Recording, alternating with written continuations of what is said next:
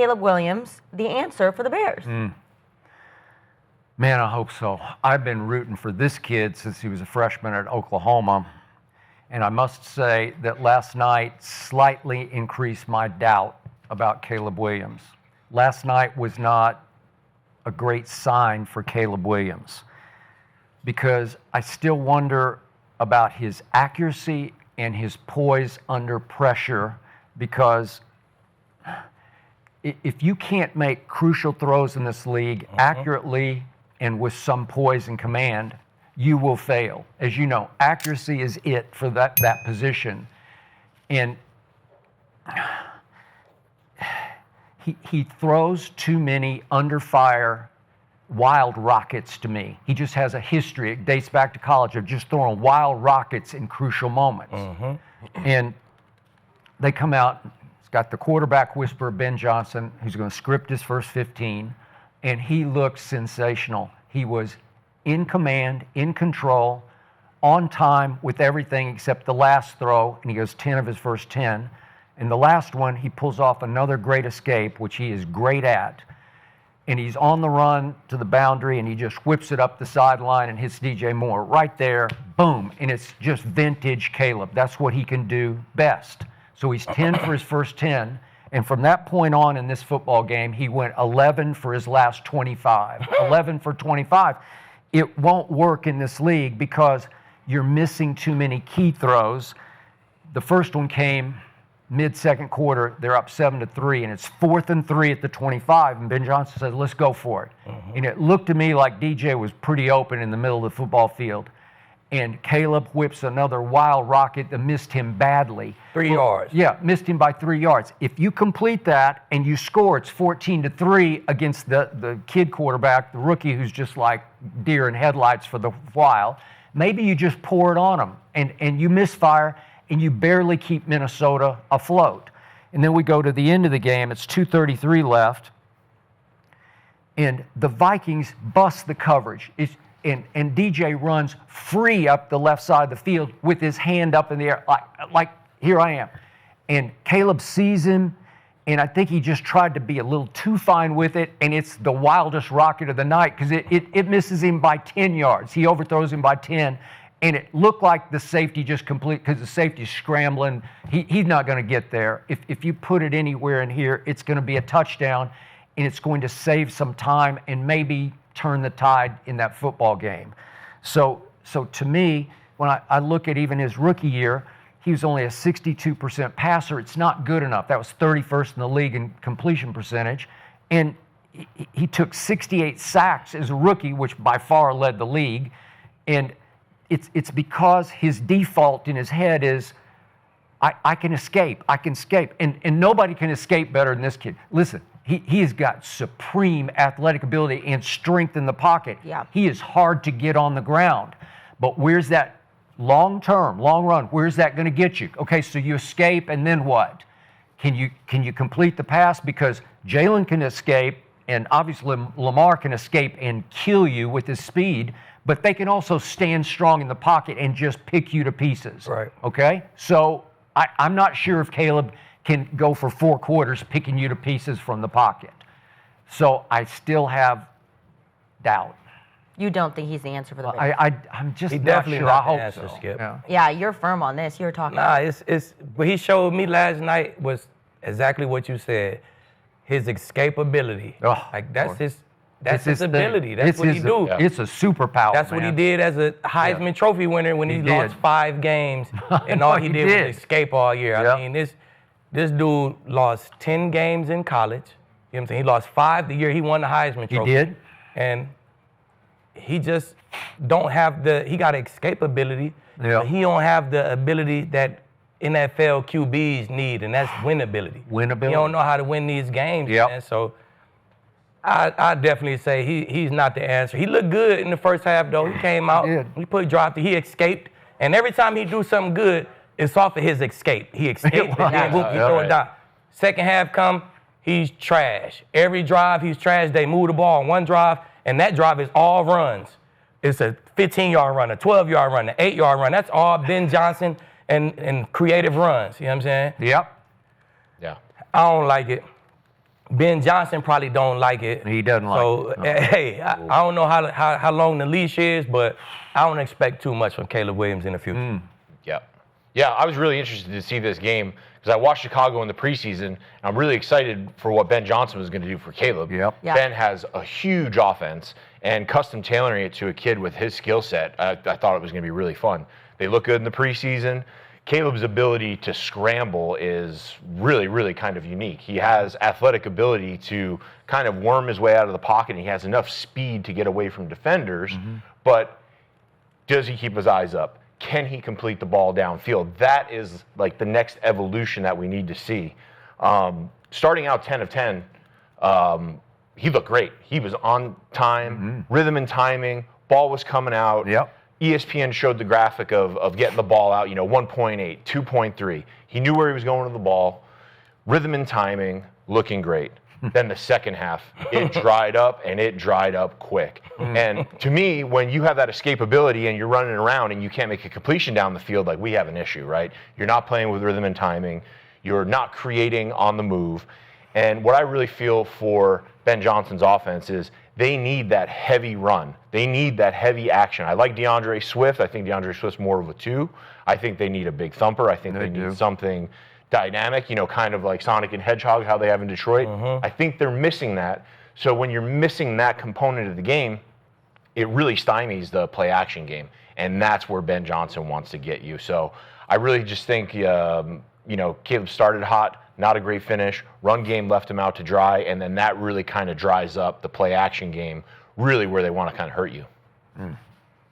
You said this was, first of all, y'all was excited to see this game? Yeah. I was. I wanted to see. I wanted to see JJ. I want to see Not too much Caleb, but JJ, Yeah. I want to see what JJ had. He's young. I mean, the guy has a great pedigree. He had the injury. He's coming in. He's got talent all around him. Justin Jefferson, arguably best wide receiver in the league. I want to see him just chuck it up to him. Yeah. Because I was confused when, they put this on Monday night because it's the Bears. Bad news Bears. Kardashians meet Future. They have commitment problems. You said JJ made history In the fourth quarter. in the fourth quarter. There was also history on that field. A quarterback in the last 18 months having 11 different voices in his ear. 3 head coaches, offensive coaches, 1 defensive coach, goddamn a new owner. That's never happened in the NFL, period. So how can this kid be successful if every 4 games in reality he has someone speaking different in his ear, right? This was built for chaos, right? I was confused on who the quarterback. I thought it was fucking Fields still. I was like, I'm like, Fields got my jersey on and realized, wait, this is a whole nother person. This is the kid from USC. But So you're telling me that you failed the first quarterback with this upside down? Because between the 2 quarterbacks, that's 18 different personalities that's trying to tell them what to do. And this is supposed to be successful? This is what they put on Monday night? Huh? They should play Wednesday. They should play when nobody want to see this. This should be with WNBA games. I'm just be honest. this ain't just start in the NFL with Caleb though, Gil. This goes back to DC. Bro played high school football in DC and he ain't win a chip. No, I get Like, it. bro, me and you go play high school ball in DC and win a chip. But Like, that's DC high school football, no chip. He get to college, he lose 10 games. Like, bro, that's trash. Yeah. So I don't think so. He won the Heisman because it looked good. It was real, a lot of flair to it. And I guess he put up numbers, but the year he won the Heisman, he lost 5 games, Gil. Like, man, come on, man. This ain't just start when he got this new coach and this new coach and this new coordinator. That's a lot. Bro, he needs something. They know, trying but to he find needs the whisperer for this motherfucker. You know what I'm saying? Yeah. This But shit ugly. structure is the most important part. So you're saying that if he's already erratic, you don't put him on an erratic organization. That's not going to help him out. You know give what him I one mean? of the top OCs in the league. That's big. That's right now. You give him one of the best guys doing it. Ben Johnson ain't helping the goddamn Bears. I can tell you that. That's just that. He helped the Lions. That's help. That's The Lions was the Bears 3 years ago. Yep. He helped the Lions. They had 17 new coordinators in 18 shit. months. I mean, that's just. Hey, Matt Stafford probably could go through the gauntlet with coordinators, bro. He probably can just go through them. I personally just never seen this many. It just shows something about you as an organization.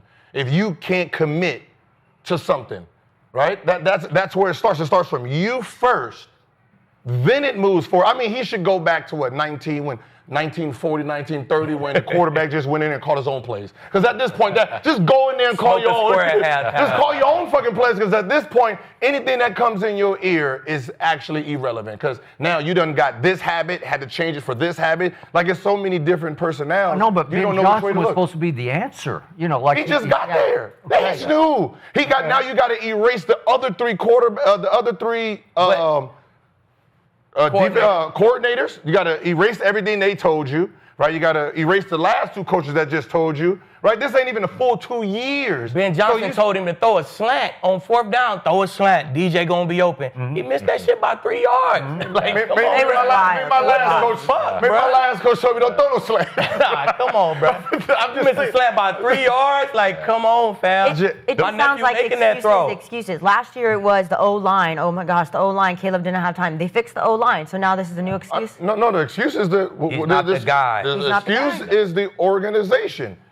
Because they have gotten new O-lines, they have gotten new coaches, defensive coach, so they have erased everybody. So they're not confident with who they're picking either. Yep. Okay, so but if they had the first pick, Caleb can't help where he gets picked. In fact, there was a big stink about the dad was trying to get him to do the Archie Manning thing where you try to get him elsewhere. Hell yeah, I want it too. It's the Bears. Yeah. I think it's building up right now. But that's being a first-round draft pick. So do we forgot they had Fields doing good, right? Play well, right? Mm-hmm. He got out of there. Okay. He plays. I mean, he didn't play well, but it wasn't just too bad. DJ Moore up and down. DJ Moore had his best year with Fields, so 11th pick in 2023. I think if we zoom out here, 2023. Yeah. That's a few months ago. Right. And they had the 11th pick, so obviously the people who's making these decisions clearly don't know what they're doing at this point in time. I think if you zoom out from Caleb Williams for a second and then you look at the Chicago Bears and what they've done over the last several years, I think Poles has been doing a good job of plugging holes as they come up. He addressed the offensive line. Yep. The defense is legit. DJ Moore, Roma Dunze, that was a great draft pick. He's going to come into his own. And I feel like last night the plays were there to be made. Plays were there to be made for Caleb, and he just missed. He missed every throw in the second half. Yes. Every one of them. 100%. 100%. Bro missed every one, bro. Yeah. Every play that, remember, we were just talking about, you said plays that quarterbacks has to make to get his team over the hump. He missed every one of them motherfuckers. He did. Yeah. He did. And everyone. I can't. Hey, listen. Once you get out the end, then it's on you. But I mean, man, listen. Structure. Yeah. Okay, but Gil, think about this. Ben Johnson was heralded as the best play caller in football over the last couple of years with Jared Goff in Detroit. He's not there, and Jared Goff had a long day Sunday. So you start thinking, man, is he missing Ben Johnson? Right. Well, Caleb, over the first 10 throws of the game, you're saying, the savior has arrived in Chicago. It's Ben Johnson. The problem with play calls for Caleb is about half of them don't matter because he's going to call his own play in his head after the snap because he's just going to play backyard almost every time. At USC, he won the Heisman Trophy playing backyard football. Literally just running around because he was quicker and stronger than the people rushing him, and they couldn't get him on the ground. And once he gets free, he can make it up, especially against less athletic college players in the secondary. You can get those guys loose a little easier than you guys who can stick the coverage for long enough that he's running around and he can't find anybody. And then he gets sacked 68 times because he can't find anybody because you're going to play 10 seconds of coverage as opposed to 3 seconds of coverage, right? Okay, so it's hard for Ben Johnson, like Aqib said earlier. Ben Johnson's sitting someplace this morning looking at this tape, just going like this. It's the way I watch Caleb. Every time I watch Caleb, I watch it like this because I'm like, God, no, please don't. Because when he escapes, I'm like, usually something bad is going to happen. Yeah. It's going to be a big loss or it's going to be a misfire. And he loads up. He got a huge arm. I mean, he can rocket throw it, but it just doesn't matter if it doesn't get where it's supposed to go. And after a while, he wears his receivers out because you can just see their body language. Like, bro, I'm open. You're not even giving me a chance on the football. Yeah. Like, just get it in my area code where I can get my hands on it somehow. He doesn't have much touch to his throws because the one over the middle to DJ on 4th and 3, my God, it's sort of hard. He's throwing 105-mile-an-hour fastball over the middle, and it's, the great thing about Brady, they said he didn't have a big arm. Man, it was about sweetly catchable as you could ever throw, right? Every throw is just catchable because it's coming at the correct speed to get there on time, but it's also, I can catch this. Caleb's ball always looks hard to catch to me. It looks like even it'd be hard to catch interceptions. He threw, but just he doesn't throw that many interceptions because I don't think he's very accurate. He's not even getting in the area code of the DB. So how long? I mean, on the defensive side, when you get a new defensive coach, how long does it take before what he's implementing actually is affecting the game? If you're a baller, Gil, it don't take long at all. I had 3D coordinators in Tampa, 3D coordinators in Denver. Yeah. Like, bro, it's the change is part of football. Shit change. Shit happens. Shit change. Hey, I don't miss a beat. We playing cover 2, bet. We playing 3. We playing man. Say no more. I know how to play football. I'm going to study and prepare myself on what the offense is doing. So I'm going to have a good idea what guys are doing. That's going to help me. I don't know what the fuck going to help Caleb, bro. But that's what I'm saying. Ben Johnson's supposed to be this guru, but how long before what he's doing translate to that offense? But it was there last night. It takes time. It takes time. On defense, I feel like on defense, you guys can get a new defense year over year, and you guys are going to go ball, right? You guys are see ball, hit ball, play your coverage, do that stuff. Offense takes time, especially this offense. And it's going to take a couple weeks for Ben Johnson to figure out what Caleb Williams does best. And it's going to take a lot of conversation between Ben Johnson and Caleb Williams where if you don't see it, you don't feel it, I don't want you scrambling around and running around because these defensive tackles and defensive ends and outside linebackers that are chasing you down are a lot faster than you've seen at USC. At USC, when he won the Heisman, he was so athletic, he'd be able to get out in the flat, guys come open, he delivered some accurate balls. In the NFL, he is scrambling for his life, and it's just his eyes come down, and it's not there. So offense is going to take some time. And I think what's really going to hold them back, again, go back to the run game. Because what Detroit did really well was they had Jahmyr Gibbs, David Montgomery. They were going to come downhill at you and put you on your heels. And then Goff was going to get to work in the play-action game. And Goff, the last several seasons with Ben Johnson, I mean, he has played the best ball of his career. No doubt. So that's where the bar is. Ben Johnson knows it works. Now he just needs to get Caleb to come up to that level of execution. It's going to take some time. Yeah. So you wouldn't give up on him now? Would you give him at least one more year after this year? I wouldn't even drafted his ass, bro. Like that. Like, bro, I would have drafted J.J. Bo. It's hella quarterbacks I would have drafted before I drafted this dude. Because you already had Ben, right? For the simple fact that you lost 5 games this year. I'm not picking you, fam. Hey, as a quarterback, bro, that's the stat I'm looking at. Did he win in high school? Did he win in college? Then that if you ain't winning high school, you ain't winning college. I don't think you could win in the league. So I'm not picking you. So I feel you. Organization, they shouldn't have picked his ass. No. I think if it looks like the second half yesterday, if it looks like that the entire season, Caleb Williams will have some competition next year. He will. Man, that looks horrible, man. That's the first round picks that didn't even stay there for 2 years. Yeah. Bro, it happens, bro. Yeah, it happens. Yeah. So, Gil, think about this. Baker Mayfield has had 10 offensive coordinators in his career. He's had at least one every year, except he had Alex Van Pelt for 2 years. But every year it's been like 2 and then 1 and 2 more. It's hard, man. But Baker Mayfield, as difficult as he can be to get along with for the opposition, is very coachable. And he's been incredibly adaptable. He came out here to the Rams, remember, on a Thursday night. He just sort of flew into town and said, I got this. I'll figure it out, and here I go. And I think it was Liam Cohen was his, was the coordinator, and obviously Sean. But But Baker is adaptable in what he's going to run the play as called, and he's not going to run around and try to make up his own play. Yeah. So, okay.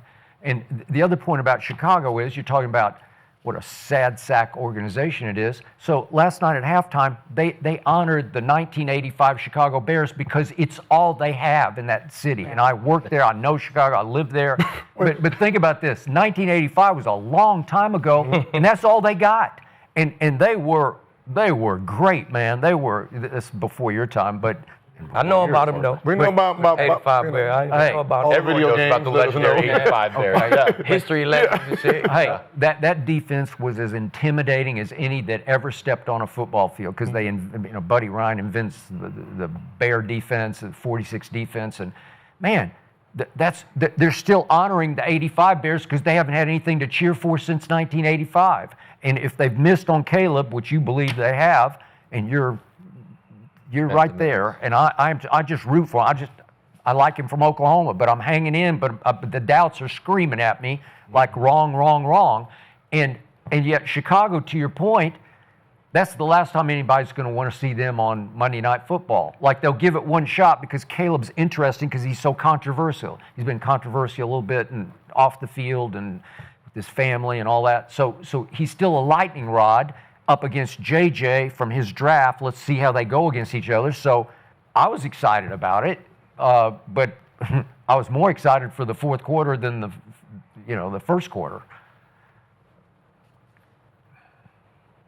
So they just switched halves. One played great first half, the other one played bad the first half. That's and it. That's Yeah, all they they just did. Yeah, but I mean, it but wasn't what mattered though? The second half. Yeah, that's the Yeah. half that fucking mattered. that can erase the first. Yeah, can you Switch. close the game? Yeah. Yep. Yeah. You keep playing like the organization though, and like going to the Bears. If you're an elite quarterback, it doesn't matter where you go, you can shine. Joe Like Burrow, Baker. his Right. second year took him to the Super Bowl. Bengals have always been ass. He goes. They were 2-14 when he got drafted. Then takes him to the Super Bowl. If you're an elite quarterback, If you're you an can't elite- blame the organization. Like Baker. right? Baker You had the can't. Browns in the playoffs. No, if you're a He generation, stayed Yeah. in the playoffs with the Bucks. Like, if you're a generational talent, you can get over organization for a Agreed. while. Right, Like right. if you're that guy, like you can, like you know what I mean. But If I he's a put high- Lamar he's- or Vic or one of those Cam Newtons, Yep. and I put you on a bad team, and you can, they're gonna raise the. I can, raise you the know, I level. can. Right. Yeah. That's the whole key right there. If you want to be an elite player in the NFL, not only do you have to be great, but you have to raise everyone's game around you. Exactly. And Change the whole especially- organization. Yeah. 100%, especially at the quarterback position, because you're in command of so much. You can throw guys open. You can check into the right plays. You got to make the guys around you better to be elite. Okay, but let's look at JJ. Obviously, we talked a lot about Caleb.